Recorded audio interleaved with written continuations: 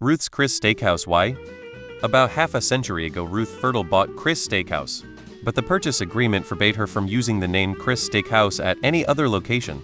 She wanted to expand, so she put her own name in front of the business so that she could both benefit from the well-known Chris Steakhouse but be able to use it in multiple locations. Started out as Chris Steakhouse in the 1920s, then a woman named Ruth Fertile bought the restaurant in the 1960s. She first used the Ruth's Chris Steakhouse when she opened in a new location in the 70s, and her purchase only allowed her to use the Chris Steakhouse at the original location, but wanted to tie her new location to the former.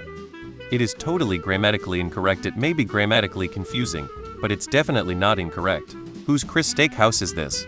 It belongs to Ruth. It is Ruth's Chris Steakhouse. That said, even Ruth apparently did not like the name, and it is what it is because she had to come up with something quickly. Wikipedia.org Wiki Ruth 27's Chris Steakhouse name changed to Ruth's Chris Steakhouse 1976. This was discussed on Your Mom's House podcast, hosted by comedian couple Tom Segura and Christina Pasitsky. A woman, named Ruth, purchases Chris Steakhouse. Sometime during her ownership she changed locations and for some reason could not retain the original name. So to keep on brand she added Ruth's to the name. This is the explanation from their website in 1965, a time when most women couldn't even apply for a bank card without their husband's signature. Our founder Ruth Fertile risked it all and mortgaged her home to buy a small steakhouse in New Orleans. As a single mom with 2 boys, Ruth taught herself the restaurant business, endured countless challenges, and, in the process, redefined hospitality. When a kitchen fire destroyed Chris Steakhouse in 1976, Ruth was forced to relocate her business, but the Chris Steakhouse name wasn't allowed to come along. Short on time, Ruth improvised, adding her own name to the sign. That made it Ruth's Chris Steakhouse, and our legendary name was born. Did you just watch Slade? It's as easy to pronounce as the rural juror. Well, regardless, they both need to get their shit together. My mouth doesn't like saying Ruth's Chris like a biological evolutionary defense mechanism. Maybe the family had multiple Chris's in the family. We have a ton of Mikes in our family, and we often refer to them by their wives. But to be honest, I still wouldn't name it like that. It's terrible. Chris Steakhouse was a well-known and respected establishment.